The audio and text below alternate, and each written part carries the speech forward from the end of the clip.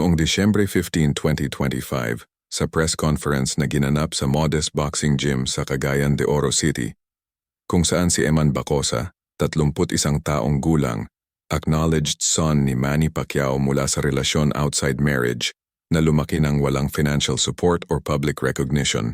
From legendary boxer hanggang DNA test results, ay nag-confirm ng paternity noong 2023, triggering media frenzy at eventual integration sa Pacquiao family, kahit complicated at emotionally fraught, ay nag-announce ng G-something na mag-shock sa lahat ng observers na nag-assume na any financial success niya ay dahil exclusively sa brand endorsement deals na nakuha niya after public acknowledgement.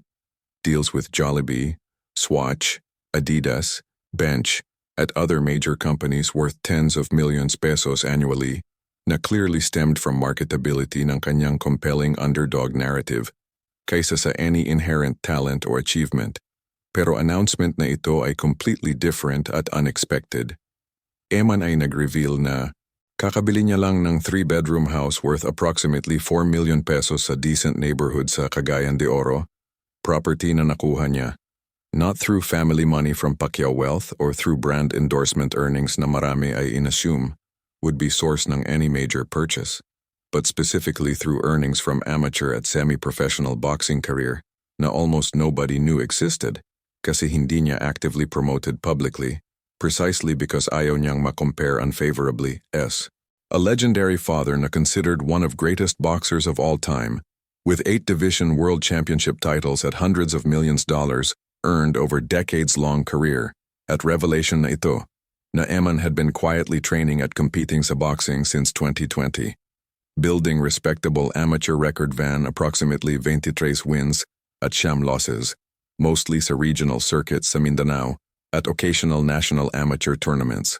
earning prize money na, while modest by professional boxing standards was substantial enough na combined with careful saving over 5 years, totaling approximately 5 million pesos accumulated, through combination ng modest fight purses ranging from 20,000 to 100,000 pesos per fight, depending on level ng competition, plus earnings from working as boxing trainer at local gym teaching fundamentals to kids at beginners, allowed him to purchase house outright without mortgage, representing first major asset ownership in his life at symbolic achievement ng financial independence from both Pacquiao family wealth na technically available to him pero na ayaw niyang madepend on out ng pride at desire, taught prove self-sufficiency, at from brand endorsement money na, while lucrative felt somehow less earned than money from actual athletic competition.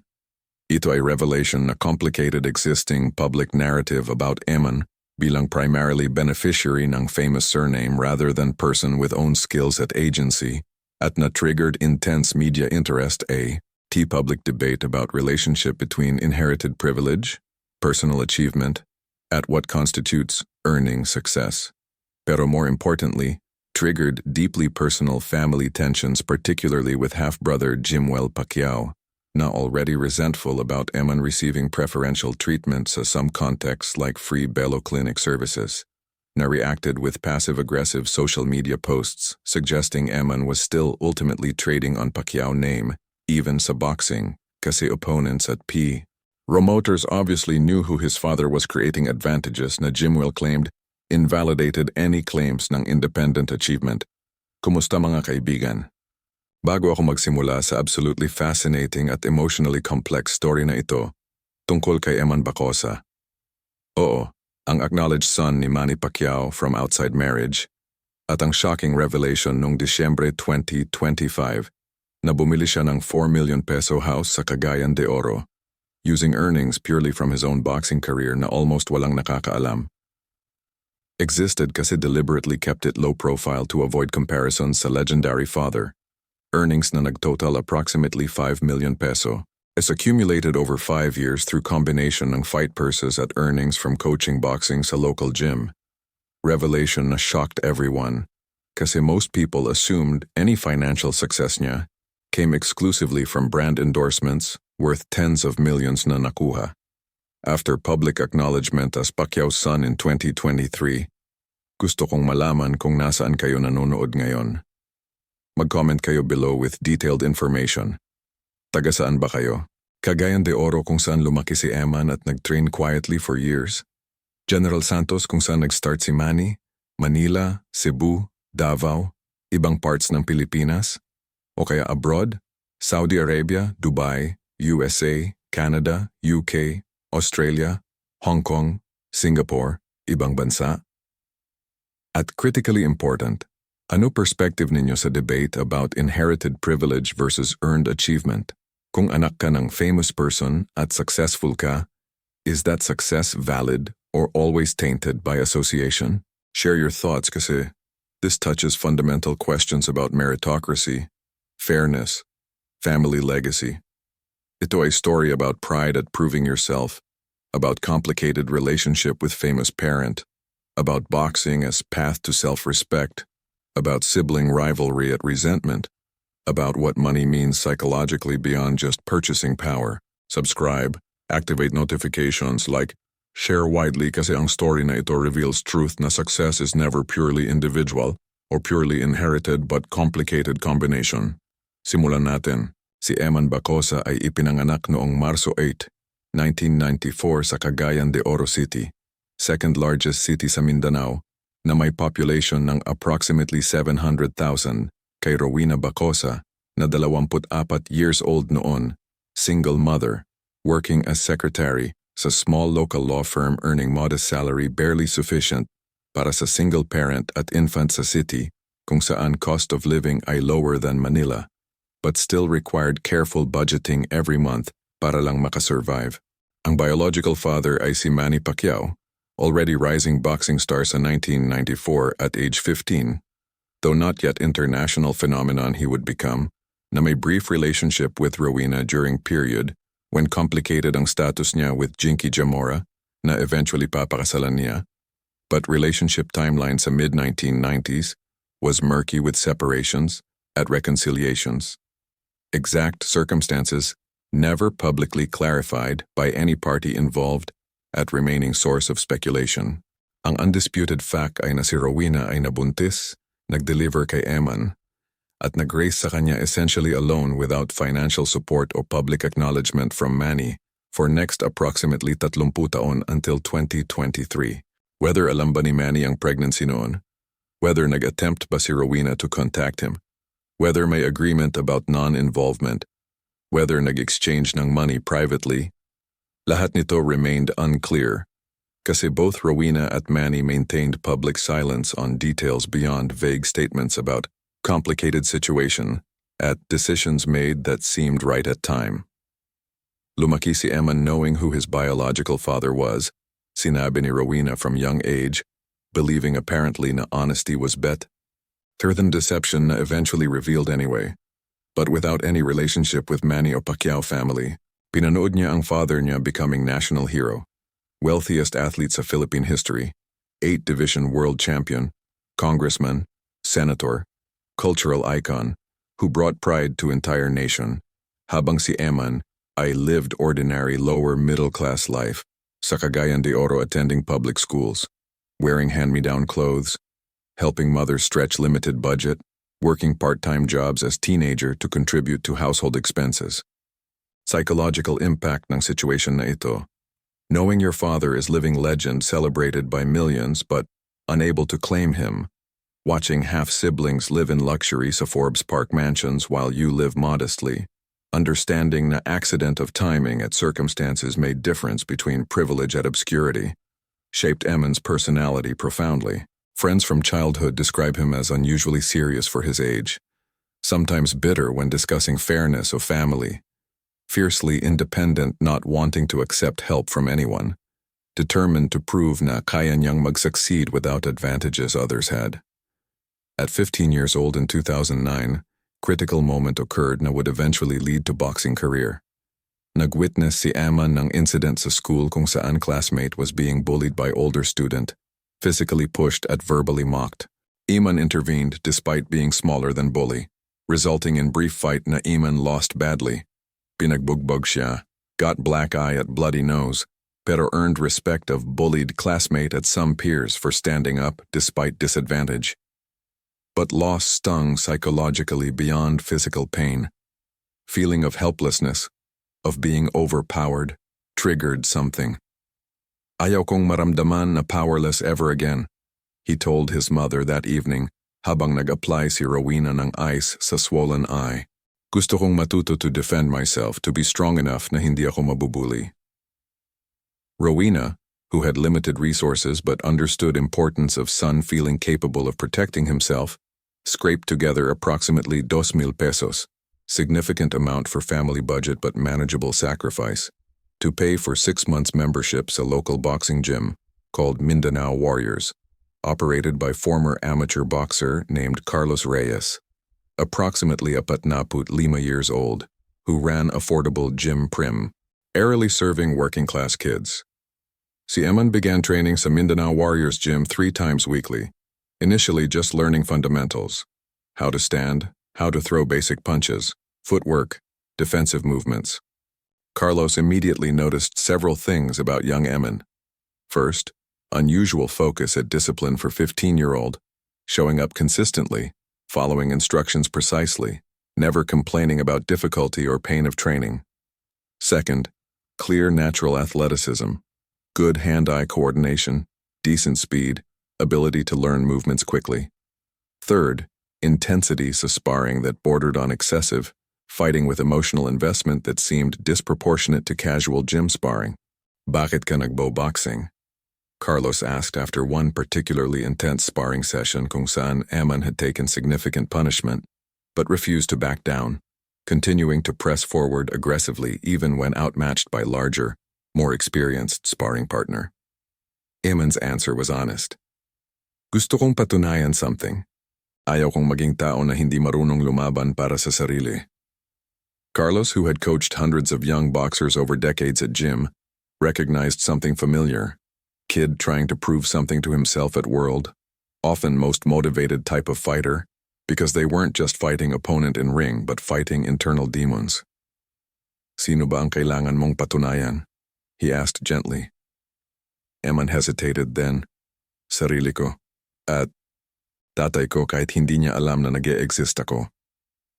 This cryptic answer didn't fully make sense to Carlos at time, pero years later when EMAN's paternity was publicly revealed, Carlos would understand retroactively na boxing wasn't just about self-defense or fitness, but about unconsciously competing with absent father, who was greatest Filipino boxer of all time, trying to prove worth through same discipline that made father famous, even though consciously EMAN would deny any connection. EMAN continued training consistently through high school years 2009-2012, gradually improving technically and physically. Carlos taught him properly, focusing on fundamentals rather than flashy techniques, emphasizing defense at ring intelligence rather than just aggressive brawling, preparing him for amateur competition when ready.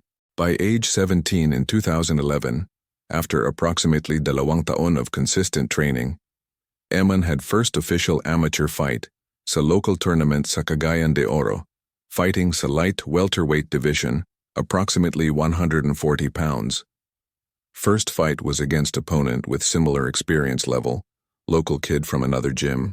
EMAN won by unanimous decision after 3 2-minute rounds, technical victory rather than dramatic knockout but clean execution of game plan, kept distance with jab, moved laterally to avoid opponent's power shots, landed clean combinations when openings appeared, showed good ring composure for debut.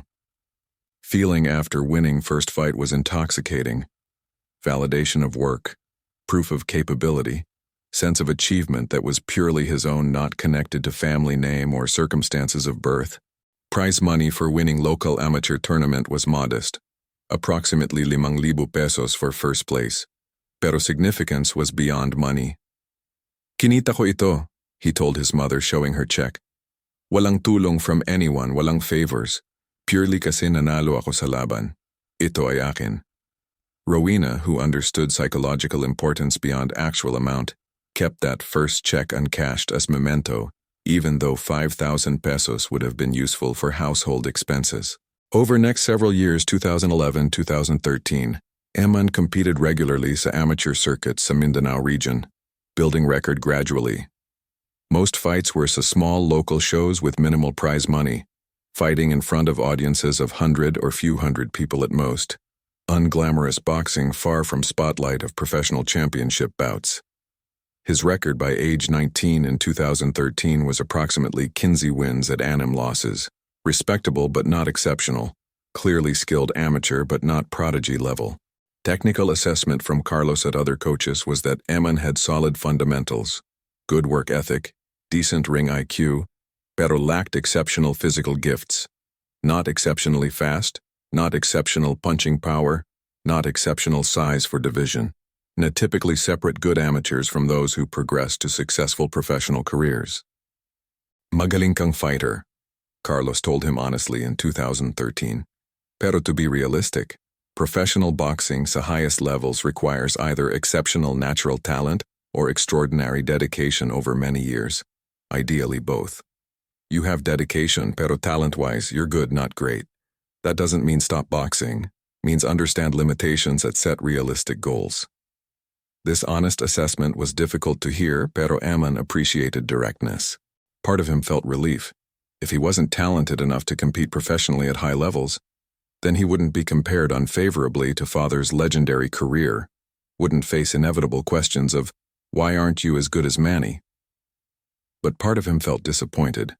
Boxing had become an important source of self-worth, proof that he could achieve something through own effort. In 2013-2014, EMAN faced practical decision. Graduating high school, needed to either pursue higher education or find employment to support himself and help mother, who was approaching 50 and should be thinking about retirement but couldn't afford to stop working. College education required tuition plus years of not working full-time. Investment in a family couldn't afford. Boxing professionally wasn't realistic path given talent assessment. Normal working life seemed inevitable. I decided on practical path, enrolled sa short vocational course of business management, na took approximately isang taon at cost, approximately 30,000 pesos total, manageable amount that Rowena helped with from savings. Simultaneously, began working part-time at Mindanao Warriors Gym as assistant coach, teaching basic boxing to beginners and children, earning approximately 1,000 pesos monthly, modest income pero honest work doing something he understood. After completing vocational course in 2015, was hired by Concentric's BPO company sa Cagayan de Oro as customer service representative, starting salary 25,000 monthly, significant improvement, pero still firmly working class. From 2015-2020, EMAN lived dual life. By day, BPO employee handling customer service calls in English for American telecommunications company, wearing headset in cubicle farm, dealing with angry customers complaining about bills or service issues. By evening at weekend, boxing coach at Mindanao Warriors teaching kids fundamentals, occasionally still competing himself sa amateur circuit when opportunities arose, though less frequently than before due to work schedule. This pattern continued for approximately 5 taon, stable but somewhat unfulfilling existence. Then in 2020, 2 events converged that would change trajectory. First, COVID-19 pandemic hit Philippines. BPO industry was disrupted. Many employees, including EMAN, were laid off or had hours severely reduced as call volumes dropped at companies restructured. Second, amateur boxing circuit in Mindanao adapted to pandemic by organizing smaller, more frequent shows with better prize money to compensate fighters for COVID risks, creating opportunity. With reduced BPO income making full-time boxing coaching financially necessary, rather than just supplementary, with enhanced prize money making amateur competition more lucrative, EMAN made decision at age 26 to focus primarily on boxing, coaching full-time at Mindanao Warriors earning approximately 15,000 monthly from teaching multiple classes, at competing more frequently sa amateur circuit na now offered purses ranging from 20,000 to 100,000 pesos per fight depending on level. From 2020-2023, before public revelation of his paternity, EMAN competed approximately 20 beses sa various amateur at semi-professional shows, mostly sa Mindanao, but occasionally traveling to Manila or Cebu for higher-level tournaments. Record during this period was approximately 15 wins at 3 losses. Winning percentage na improved significantly compared to earlier career, partly because he was now fighting full-time with better training, and partly because experience had improved technical skills. Earnings during 2020-2023 totaled approximately 2 million pesos. Not spectacular by professional boxing standards pero substantial for amateur circuit, and especially meaningful because earned through own athletic ability. Hyde was careful with money, saved approximately 70% after essential expenses, accumulated approximately 1.4 million pesos in savings by time paternity was revealed sa 2023. Then came August 2023 revelation that shook his world. DNA test results confirming Manny Pacquiao paternity were leaked to media, suddenly thrusting EMAN into public spotlight. Complicated integration into Pacquiao family followed. Brand endorsement deals worth tens of millions began arriving. Life transformed from obscure amateur boxer to minor celebrity. Through 2024-2025, earnings from brand deals totaled approximately 35 million pesos annually, astronomical compared to previous income. But psychologically, money from brand endorsements felt different. Felt like money earned not through skill, but through accident of birth, through DNA connection rather than achievement. So even as he accepted endorsement money, would have been foolish to reject given financial needs of mother at himself, he secretly continued boxing, continuing to accumulate fight earnings and felt more legitimate to him, even though amounts were tiny fraction of endorsement income. By December 2025, total boxing earnings since 2020 were approximately 5 million pesos accumulated through approximately 23 professional wins earning average approximately 250,000 pesos per win after deducting expenses plus 2 taon of coaching income. At when house opportunity arose, 3-bedroom properties a decent neighborhood listed at 4 million, seller willing to accept cash offer. EMAN made deliberate choice to buy using only boxing money, not endorsement money. Symbolic decision to prove to himself at world that he could achieve something substantial through own athletic ability, even if ability wasn't legendary level of father. Ang press conference noong Disyembre 15, 2025, kung saan nag-reveal si EMAN ng kanyang boxing earnings at house purchase, ay ginanap sa deliberately modest setting, hindi sa upscale hotel ballroom or high-end venue na typical para sa celebrity announcements, but sa actual Mindanao Warriors boxing gym kung saan nag-train siya for years. Sweaty no-frills facility with worn punching bags at faded fight posters on walls. Choice na clearly intended to emphasize authenticity at connection to grassroots boxing rather than glamorous celebrity lifestyle. At venue was packed with approximately 200 attendees including local media, sports journalists, some national reporters who traveled from Manila specifically for event, boxing community members, at significantly several members ng Pacquiao family, including, unfortunately, Jimuel Pacquiao na presence would later prove problematic. Lahat gathered sa gym floor standing room only, while EMAN stood sa improvised podium. Basically just microphone, stand position sa ring corner, wearing simple training gear, gym shorts at t-shirt, boxing gloves hanging around neck, appearance deliberately casual rather than formally dressed, had began speaking without prepared script, though clearly had thought carefully about what wanted to say. Salamat sa lahat ng dumalo. He began with voice na slightly nervous but determined. Nag-call ako ng press conference na ito kasi may important announcement na gusto kong i-share at kasi may misconceptions na gusto kong i-clarify about kung paano ako kumikita at kung saan nanggagaling ang pera ko.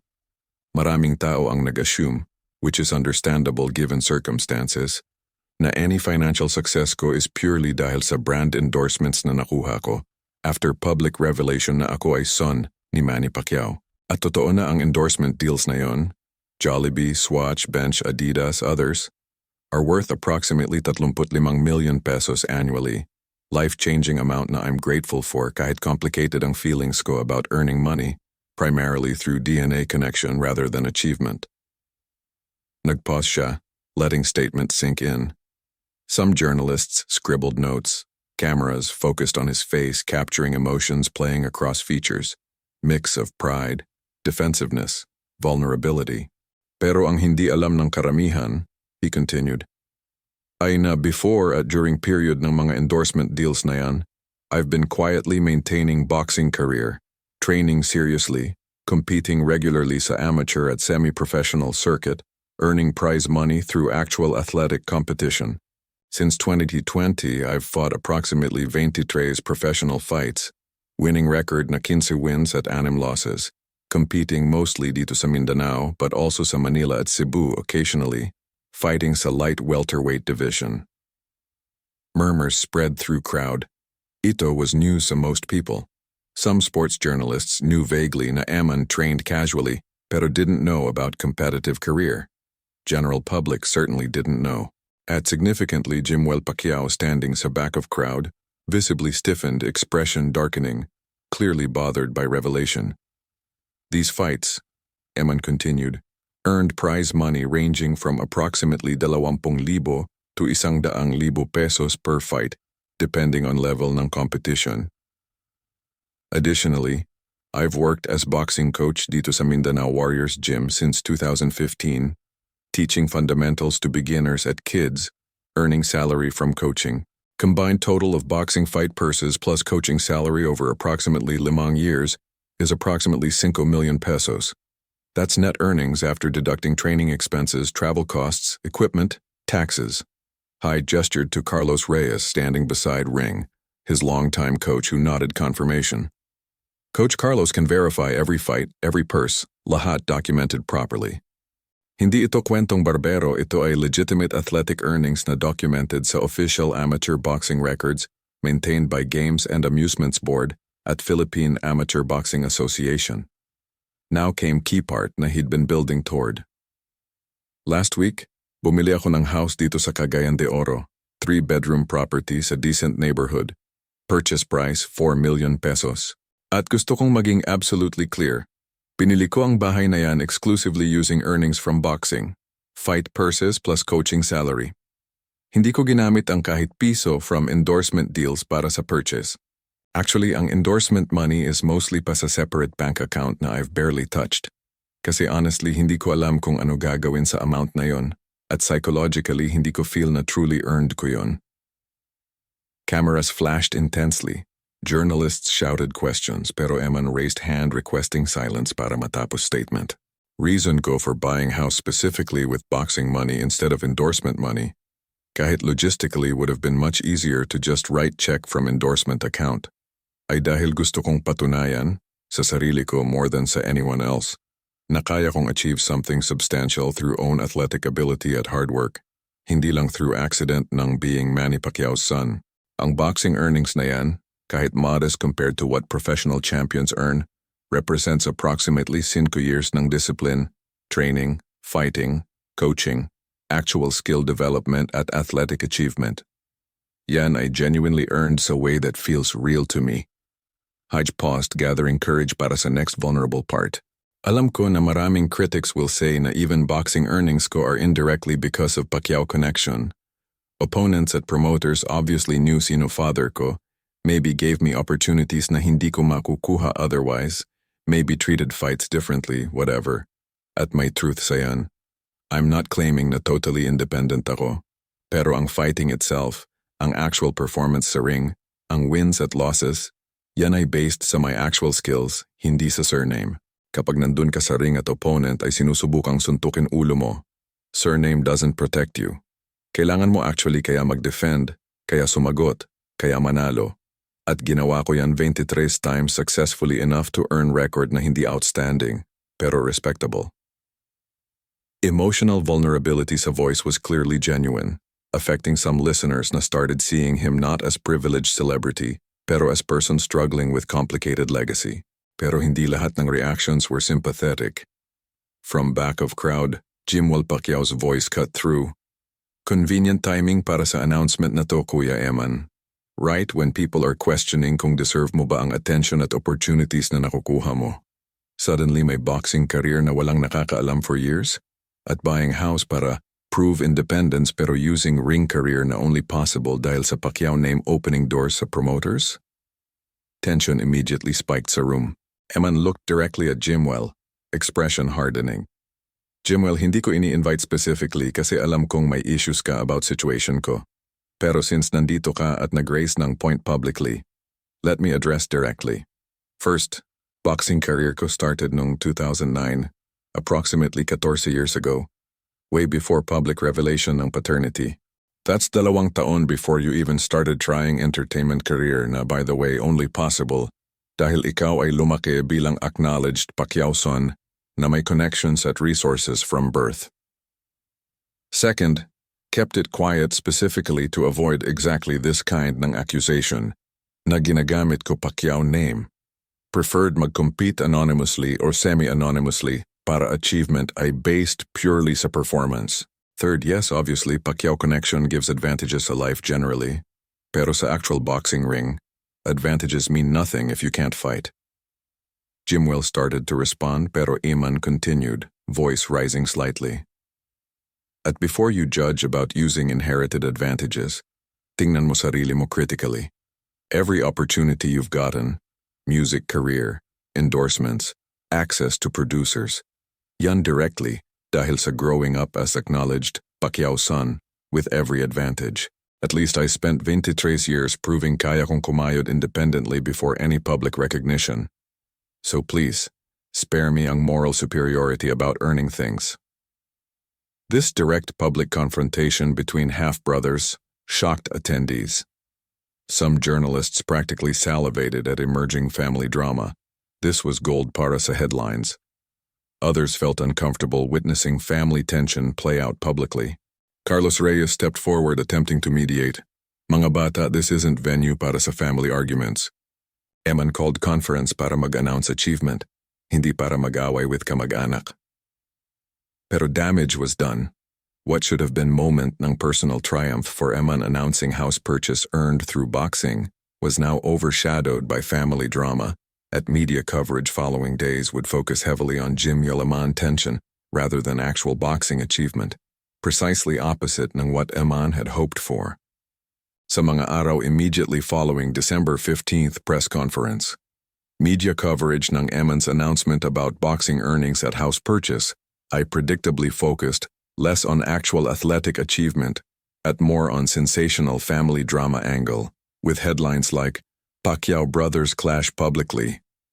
At Jimuel accuses EMAN of using family name for boxing career, dominating entertainment at sports news cycles, coverage na frustrated EMAN deeply, kasi precisely what he had tried to avoid by keeping boxing career low profile for years. Pero which was inevitable perhaps given that any story involving famous family becomes lens through which everything else is viewed. At habang some coverage was actually substantive, sports journalists who took time to research his fight record at interview opponents confirmed na legitimate boxer siya with respectable amateur career na, while not championship level, was certainly real athletic accomplishment, requiring skill at dedication. Majority of articles were surface level focusing on drama. At social media reactions were predictably divided with some supporting EMAN's quest for independent achievement, while others echoed Jimuel's skepticism about whether any accomplishment by son of legend can truly be considered independent. Debate na touched fundamental philosophical questions about meritocracy, inherited advantage, at whether we judge people based purely on individual merit or inevitably through context ng their circumstances. Public reaction, specifically sa boxing community, however, was notably more positive than general public reaction. Fellow amateur boxers who had fought against EMAN over years, coaches from other gyms who had observed his training, promoters who had organized fights he participated in, these people generally defended legitimacy ng his career. Antonio Cruz, 28 taon, amateur boxer from Davao who had fought EMAN twice, losing both times by decision, gave interview to sports website. Totoo ang boxing ni EMAN. 2 beses niya ako tinalo fair and square. Walang special treatment sa ring. Walang favoritism from referees. Actually, I didn't even know sino father niya nung unang laban namin back in 2021. Knew him lang as EMAN from CDO. Only after second fight in 2023, when media was starting to cover his story, ako nalaman connection. Point is, boxing skills niya are real, hindi dahil lang sa surname. Respectable fighter siya na legitimately earned wins. This testimony from actual opponent carried weight with knowledgeable boxing fans who understood that in-ring performance can't be faked. Either you have skills at conditioning to compete effectively or you don't. Surname irrelevant to actual fighting. Several other opponents gave similar testimonials confirming that EMAN was a legitimate competitor who earned victories through actual boxing ability, not through any advantages connected to famous father. Carlos Reyes, his longtime coach, also gave extensive interview defending his fighter's legitimacy at providing context on training regimen. EMAN trains seriously, consistently, professionally. Since 2009, he's probably missed less than 5% of scheduled training sessions, almost always because of legitimate illness or work obligations, never dahil sa laziness or lack of commitment. Gym sessions typically 3 to 4 hours. Conditioning work, technical drilling, sparring, strength training, tape study of opponents. This is dedication level ng fighter who genuinely loves sport, hindi hobby lang, or publicity stunt. At results speak for themselves. 23 wins over 5 years against legitimate opponents. Record na while not championship level is respectable for someone who fights semi-professionally while maintaining day job. Pero most interesting defense came from unexpected source. Retired professional boxer Gabriel Santos, 51 years old, former Philippine lightweight champion in early 2000s, who had moderately successful career with approximately 30 wins at 6 losses before retiring 2008, who gave opinion piece to major newspaper analyzing EMAN's situation with nuance that celebrity gossip coverage lacked. I've followed EMAN's amateur career casually since approximately 2021, when I noticed scores posted sa boxing forums, Gabriel wrote. Record was respectable enough na caught my attention. Clearly someone with real skills, not just celebrity dilettante playing at boxing. Later, when I learned connection to Pacquiao, initial reaction was cynical. Assumed this was case of famous son trading on name. Pero deeper research changed assessment. Fight footage available online shows technically sound boxer with good fundamentals, decent ring IQ, respectable conditioning. Style is defensive-oriented, prioritizes not getting hit over flashy offense. Pragmatic approach suggesting genuine understanding of boxing as sport rather than just brawling. Against opponents of similar experience level, winning percentage approximately 65% na is solid for amateur circuit. Gabriel continued with critical analysis. Is EMAN benefiting from Pacquiao name in boxing career? Undoubtedly yes in some ways. Promoters more willing to give opportunities to son of legend hoping for publicity value. Opponents perhaps more motivated to fight him for chance to beat Pacquiao's son, creating slightly higher purses. Media coverage of his fights greater than unknown amateur would receive. These are real advantages. Pero does that invalidate athletic achievement? I'd argue no for simple reason. Advantages may get you opportunities, pero they don't get you wins. Kung hindi ka talaga capable boxer, you will lose fights quickly at opportunities dry up. Fact na EMAN has maintained active career for 5 years with winning record indicates real capability. Hindi siya level ng champion, hindi rin siya pretender. Somewhere in middle, legitimate semi-professional boxer who probably benefits marginally from name recognition, pero who fundamentally earns results through actual skills. This measured analysis from respected boxing figure helped shift some public perception, at least among sports fans who cared about actual athletic merit rather than just celebrity drama. Pero among general public and especially within Pacquiao family dynamics, tensions continued to simmer, particularly between EMAN and Jimuel, whose public confrontation at press conference had exposed deeper underlying resentments that had been building since EMAN's acknowledgement into family.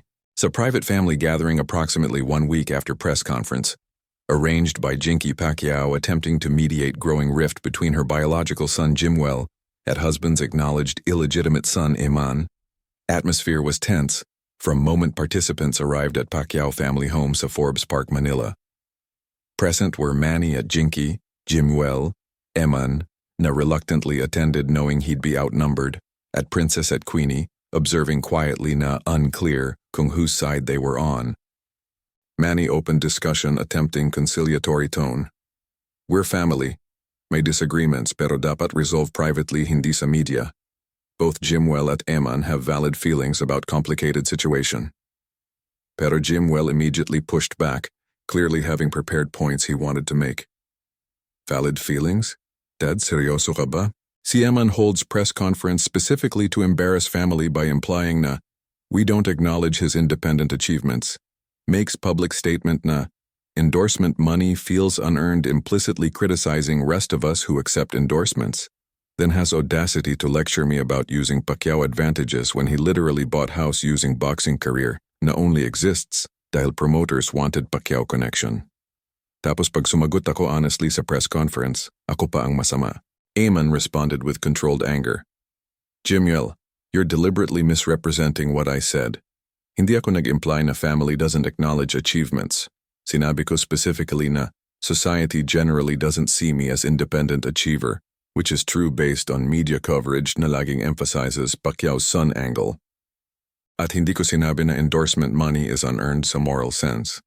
Sinabi ko na for me personally, it feels less earned kasi based primarily sa DNA rather than skill, which is my personal psychological issue, not judgment ng others who accept endorsements. At please, yung boxing career na yan started approximately 14 years ago, way before ka naging boxing issue, during period when I had zero contact with Pacquiao family at zero advantages beyond genetic athletic potential. Jinky tried to intervene. EMAN, Jimuel, both of you need to understand others' perspective.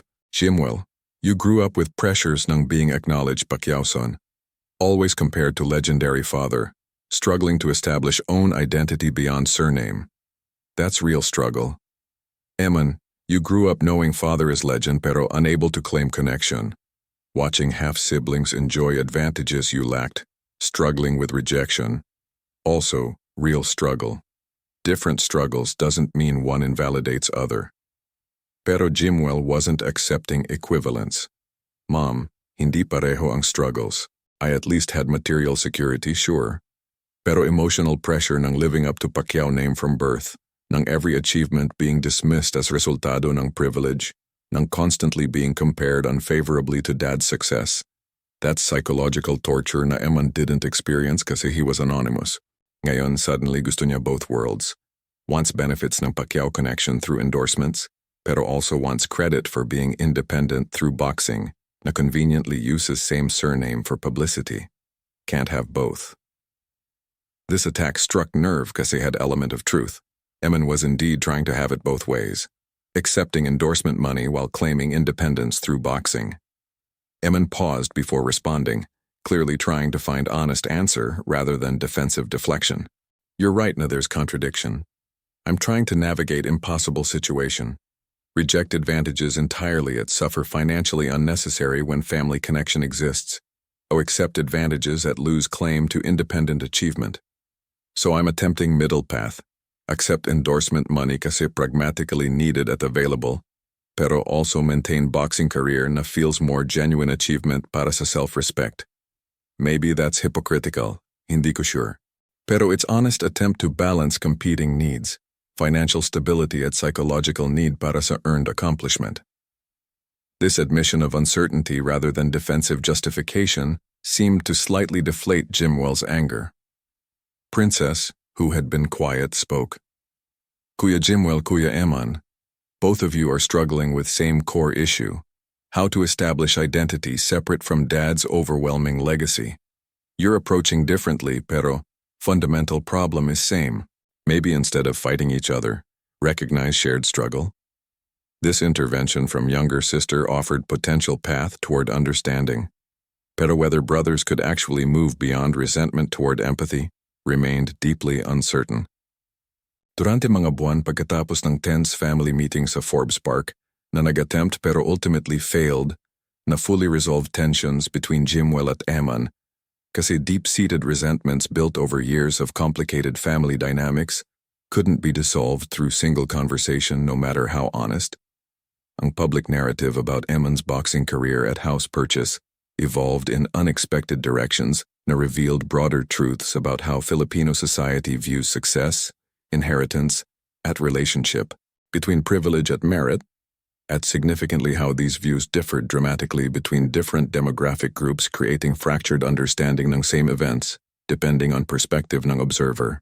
Among working-class Filipinos, particularly sa Mindanao, where EMAN had lived his entire life, reaction was overwhelmingly positive, viewing his story as inspiring example ng resilience.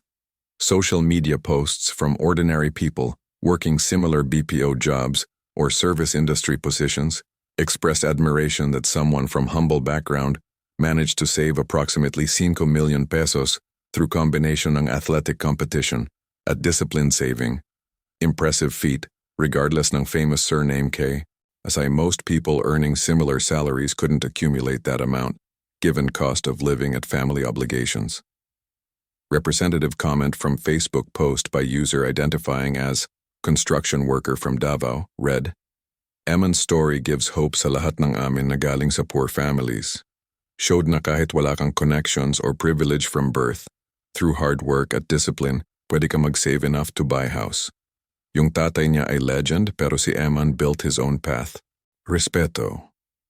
This working-class admiration was grounded in concrete understanding ng how difficult it was to accumulate significant savings on modest income, understanding that middle-class at upper-class commentators often lacked kasi they had never experienced reality ng living paycheck to paycheck, where unexpected expense could derail months ng careful budgeting. For these admirers, fact na EMAN competed sa boxing while working full-time at coaching, saved consistently over years, avoided lifestyle inflation, even when brand endorsements made him suddenly wealthy, demonstrated discipline at long-term thinking na was admirable regardless ng any advantages Pacquiao name provided. Conversely, among upper-middle class at elite circles, particularly sa Manila where Pacquiao family was embedded in celebrity culture, reaction was more cynical, viewing entire boxing career narrative as calculated PR move, designed to counter growing perception that EMAN was merely coasting on famous surname. Commentary sa upscale lifestyle blogs at society columns was dismissive. One particularly harsh article sa Manila Society magazine argued, EMAN Bacosa's attempt to rebrand as self-made boxer is transparent image rehabilitation. Convenient na boxing career nobody knew about for years suddenly becomes public exactly when questions arise about whether he deserves opportunities he's received. Please, buying 4 million peso house when you're earning 35 million annually from endorsements is hardly impressive display ng discipline. That's like billionaire bragging about buying Toyota when they own Ferrari collection. If he genuinely wanted to prove independence, he'd reject endorsement money entirely at live purely on boxing earnings. Instead, he wants credit for independence while enjoying privileges ng wealth. Classic having cake and eating it too. This class divide sa reactions revealed fundamental difference sa how different socioeconomic groups understood success at merit. Working-class viewers saw EMAN as person who worked hard within system that gave him some advantages, pero who still had to actually perform athletically to earn money, who showed discipline sa saving, who maintained connection to grassroots community through coaching at competing locally, rather than immediately jumping to celebrity lifestyle. Elite viewers saw him as privileged person engaging in performative displays ng humble roots, while actually enjoying massive wealth from endorsements, someone whose boxing career was enabled by famous surname na attracted promoters at whose house purchase was meaningless sacrifice given total wealth. Both perspectives had validity depending on frame of reference. From working-class perspective focused on absolute amounts at difficulty ng accumulation, 5 million pesos saved through boxing was genuinely impressive achievement. From elite perspective focused on relative wealth at opportunity costs, someone earning 35 million choosing to save 5 million at claim independence was indeed somewhat performative. Pero most nuanced analysis came from unexpected source. Dr. Maria Santos, psychologist specializing sa family dynamics at inheritance issues, who wrote academic article examining EMAN's case as illustration ng broader phenomenon she termed legacy burden. Children of extremely successful parents, particularly those acknowledged later in life after period of invisibility, she wrote, face unique psychological challenge ng simultaneously wanting connection to famous parent at wanting validation as independent person with own achievements. These desires are fundamentally contradictory. Connection to famous parent inevitably means association with their success making independent achievement difficult to prove, Pero rejecting connection entirely means losing relationship at resources that could improve life. Result is often exactly pattern we see with EMAN, accepting some benefits ng association while desperately seeking domain where achievement can be claimed as purely personal. Boxing served this function for him. Physical activity where surname doesn't directly determine performance, where actual skills matter, where wins and losses are unambiguously his own, even if opportunities to compete were enhanced by name recognition. Dr. Santos continued. We should have compassion for this position rather than cynically dismissing as wanting both privileges and independence. Reality is that children don't choose circumstances of birth, don't choose whether to be acknowledged by famous parent, don't choose whether surname opens doors. Once these circumstances exist, they must navigate impossible situation. Pure rejection ng advantages is financially foolish and potentially destructive to family relationships. Pure acceptance ng advantages without seeking independent achievement is psychologically unfulfilling and invites valid criticism. Middle path, using some advantages while seeking domains of genuine independent accomplishment, may seem contradictory to outside observers, pero is psychologically understandable response to genuinely contradictory situation. This professional psychological analysis helped some observers develop more nuanced view, though predictably also attracted criticism from those who felt it made excuses for privileged person. Debate continued to various media platforms, ultimately revealing more about pre-existing ideological commitments ng commentators than about EMAN himself. Meanwhile, EMAN himself was navigating these public debates while also dealing with private emotional aftermath ng family confrontation. In series ng honest conversations with his mother Rowena during January 2026, approximately 1 month after press conference, he articulated growing sense ng exhaustion with public scrutiny at family tensions. Honestly, ma, he told her one evening sa living room ng newly purchased house na was furnished simply. EMAN had deliberately chosen modest furniture rather than expensive pieces despite having money for luxury, conscious ng optics and also genuinely preferring simplicity. Sometimes I question whether public revelation ng paternity was worth it. Before 2023, life was hard financially, pero simple emotionally. I knew who I was, working-class guy doing his best. Now I'm constantly defending myself, constantly proving deserve opportunities, constantly navigating family politics with half-siblings who resent me. At ang ironic part is that even boxing, which was supposed to be my pure independent achievement, has become contaminated by Pacquiao association sa public perception. Rowena, who had watched her son struggle with identity questions entire life, offered perspective shaped by decades ng raising him alone. Anak, you're seeking validation from wrong sources. Public opinion will always be divided kasi people project their own beliefs about merit and fairness onto your situation. Some will always see you as privileged regardless ng what you achieve. Others will always see you as inspiring regardless ng advantages you had. Neither view is completely true or false. What matters is not public validation, pero your own honest self-assessment. Do you know sa your heart na boxing skills are real, na earned mo ang victories through training and discipline? If yes, then public skepticism is their issue, not yours. She continued.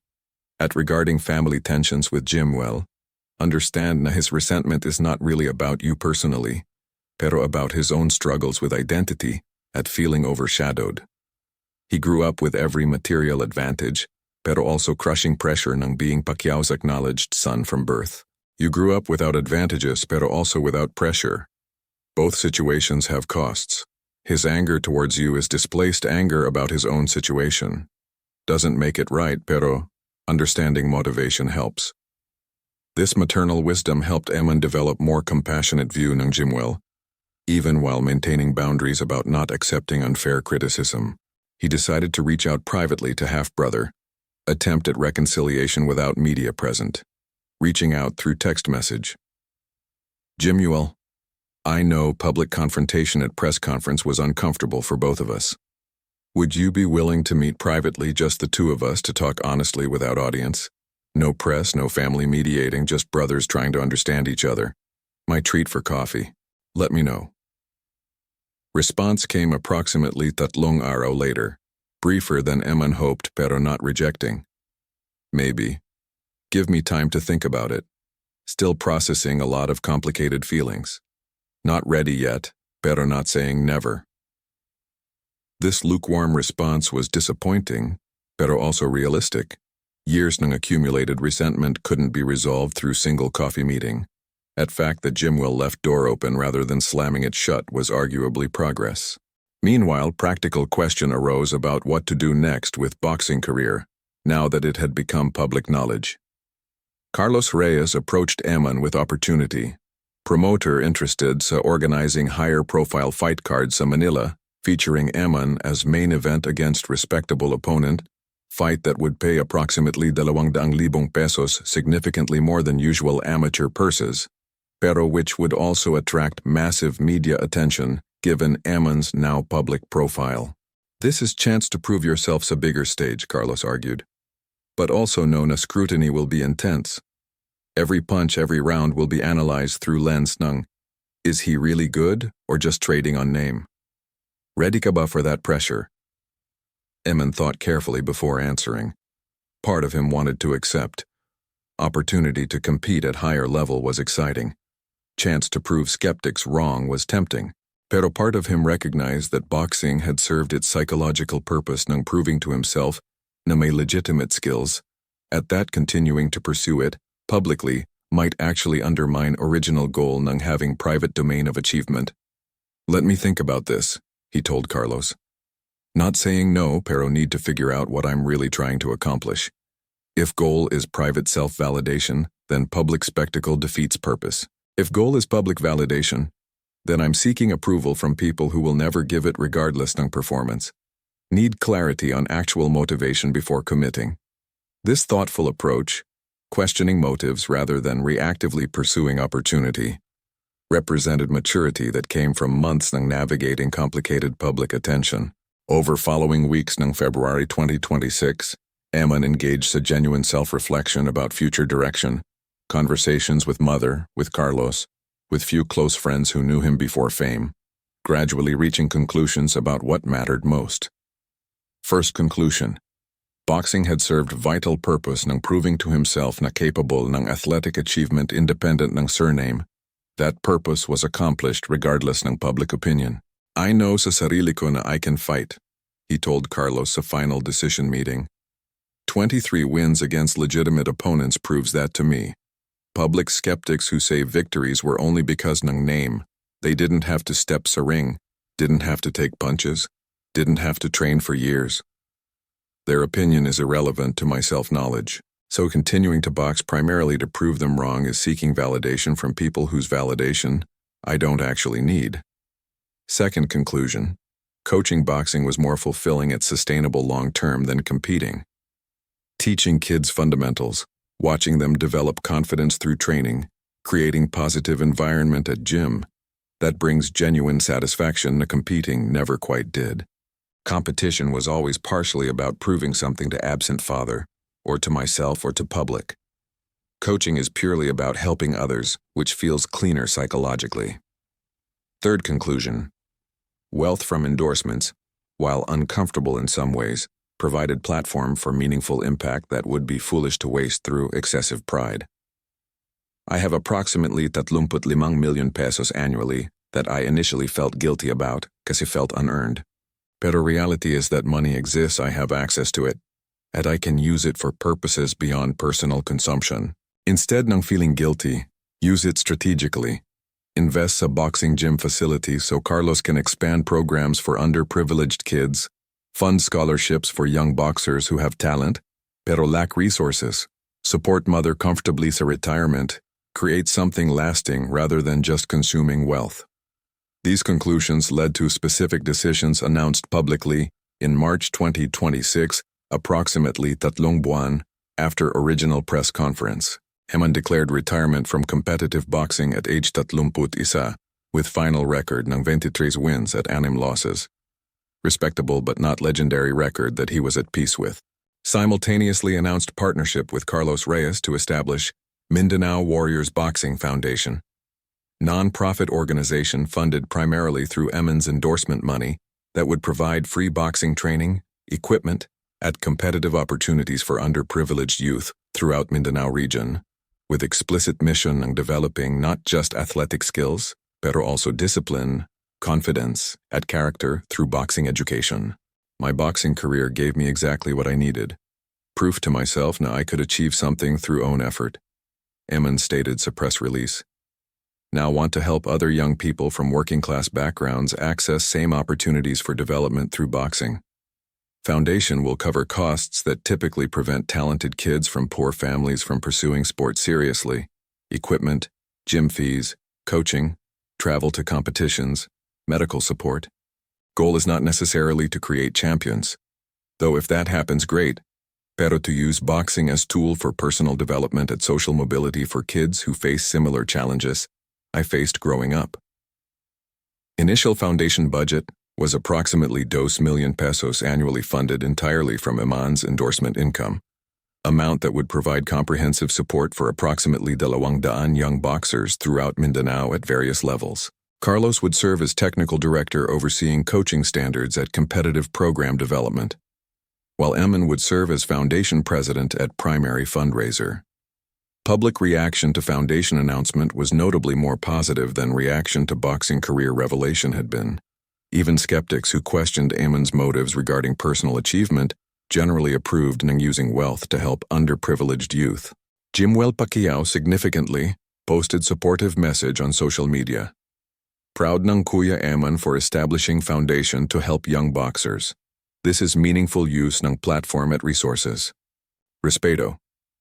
This public support from previously hostile half-brothers suggested that perhaps EMAN's shift from self-focused achievement to community-focused service resonated more positively even with critics, revealing that skepticism had been less about him personally and more about perceived self-serving nature ng earlier messaging.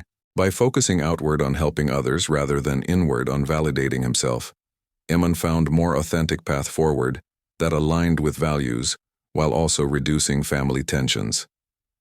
In private conversation between brothers that finally occurred sa April 2026, approximately 4 months after initial confrontation, meeting at quiet coffee shops at Quezon City away from media, conversation was still somewhat awkward, pero significantly less hostile than previous interactions. Jimuel acknowledged, "I was harsh sa press conference. Part ng anger was legitimate. I do think you benefit from Pacquiao name while claiming independence, which bothers me kasi I can't escape that association even when I want to. Pero part was also projection ng my own insecurities about not achieving much despite every advantage. Seeing you accomplish something tangible, boxing record, house purchase, now foundation, highlighted my lack ng comparable achievements which made me defensive." EMAN appreciated honesty. "I understand. At your right na there's contradictions in my position. Can't fully separate my opportunities from Pacquiao connection even when I want to. Pero what I'm learning is that instead ng trying to prove pure independence, which is impossible given circumstances, better to acknowledge advantages honestly and then use them responsibly to help others. Foundation is attempt at that. Yes, I only have resources kasi ng endorsements based on Pacquiao name, pero using those resources to help kids who lack advantages feels like at least partially redeeming situation." Brothers didn't become suddenly close. Years ng separate lives at different experiences couldn't be overcome quickly, pero achieved mutual understanding at reduction ng active hostility, foundation for potentially better relationship over time. By mid-2026, approximately months after controversial press conference, EMAN had successfully navigated complicated transition from defensive positioning about independent achievement to more mature stance of acknowledging privileges while committing to using them responsibly. At Mindanao Warriors Boxing Foundation was operational, with first cohort ng approximately 50 young boxers enrolled receiving comprehensive training and support, several of whom showed genuine talent and potential for competitive success. Vindicating Foundation's model of identifying and developing underprivileged talent, at EMAN himself had found role that felt authentic, not competing athlete trying to escape father's shadow, not celebrity trading purely on famous name, pero person using platform at resources to create opportunities for others facing challenges similar to those he had overcome. Role that honored both his working-class roots at his current privileged position, at while public debates about merit versus inheritance would continue, kasi these are perennial questions without simple answers. EMAN had achieved something valuable, peace with his own complicated position at sense ng purpose beyond self-validation.